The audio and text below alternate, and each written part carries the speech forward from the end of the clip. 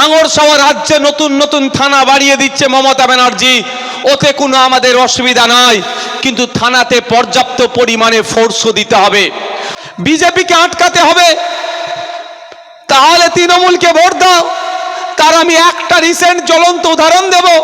2021 সালে এই ভেবে ভোট দিয়েছিলেন, আর অসীম সরকার আপনাদেরকে উপহার বারবার দিচ্ছে।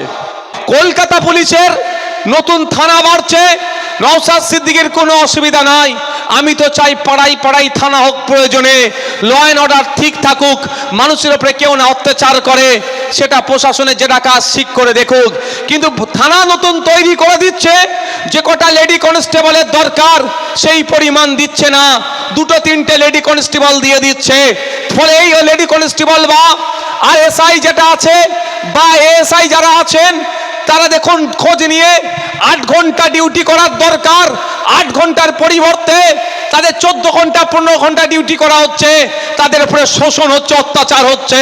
এই অত্যাচার বন্ধের জন্য আইনসভায় গিয়ে নওশাদ সিদ্দিকী একা চিৎকার করবে না, আগামী দিনে আরো বেশি বেশি নওশাদ সিদ্দিকীর পাশে সাথ দিতে হবে, এর ব্যবস্থা আপনাদেরকে করতে হবে। আপনারা বলুন, পুলিশ আমাদের পরিবারের বাইরে কেউ? আমাদের পরিবারের মধ্যে তো। তাহলে একটা পুলিশ 8 ঘন্টার বেশি কেন ডিউটি করবে? 1 নম্বর কথা। দ্বিতীয় কথা, কেন্দ্রীয় সমাহারে ডিউটি কেন দিয়ে পাবে না?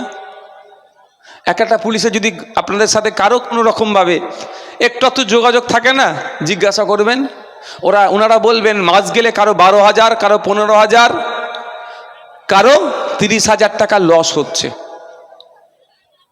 কেন লস হবে ভাই? কেন লস হবে? বিধায়ক আমি আগে আমার মাইনে ছিল 81,820 টাকা মতো, 81,000 টাকা ধরো। এখন ওটা কত হয়েছে জানেন? 1,21,000 টাকা। এর প্রতিবাদ নওশাদ সিদ্দিকী একাই করেছে, অন্য কোনো বিধায়ক করেনি।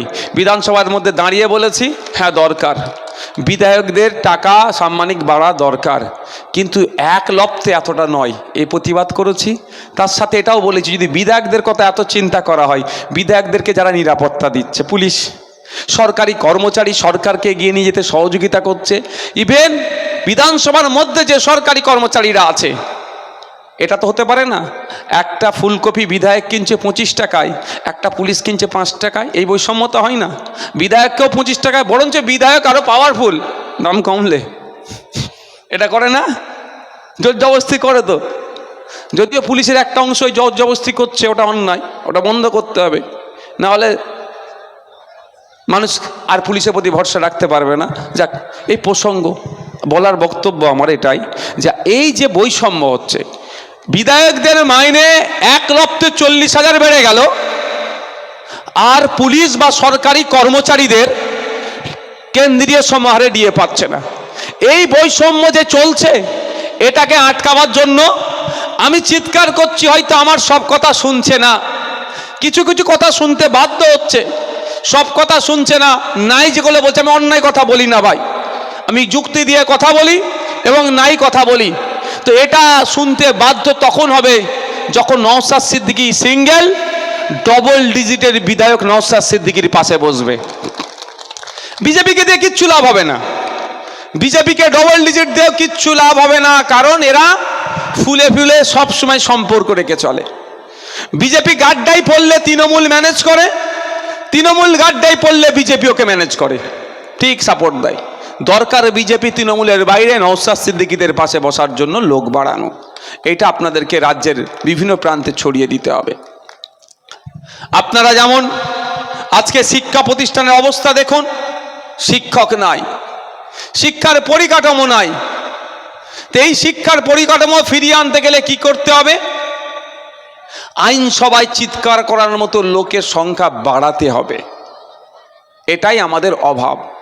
আমরা সব জায়গায় চিৎকার করি, রাস্তায় চিৎকার করি, মাঠে ময়দানে চিৎকার করি, হাটে বাজারে চিৎকার করি, কিন্তু চিৎকার করার আরেকটা জায়গা হচ্ছে আইনসভা। দুটো জায়গায় চিৎকার না করলে আপনি আপনার অধিকার পাবেন না। কলকাতা পুলিশে প্রায় 20,000-এর ওপরে শূন্য পদ আছে, ওই রাজ্যে প্রায় 2.5 লক্ষের ওপরে শূন্য পদ আছে পুলিশে।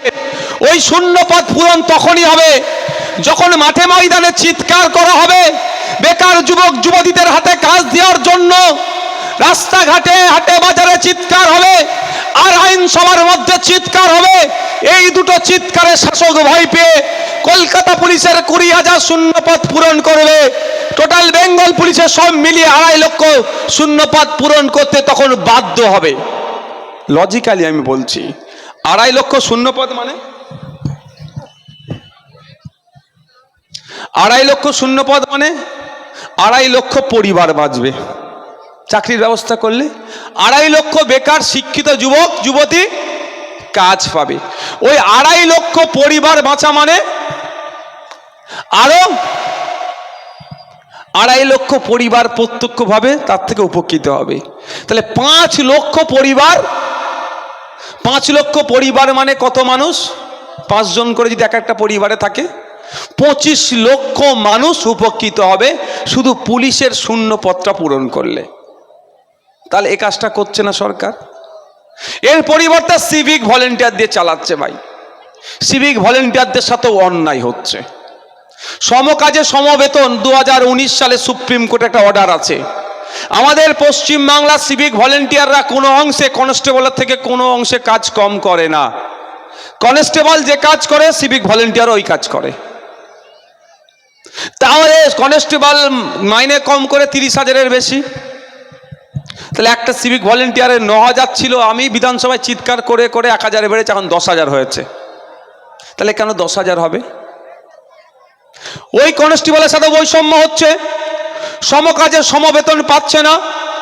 তাই আমার বলার বক্তব্য হচ্ছে, এই অন্যায় এই অপশাসন বন্ধ তখনই হবে যখন মানুষ জাগ্রত হবে। তাই আপনাকে আমাকে জাগ্রত হতে হবে, অধিকার নিয়ে সোচ্চার হতে হবে।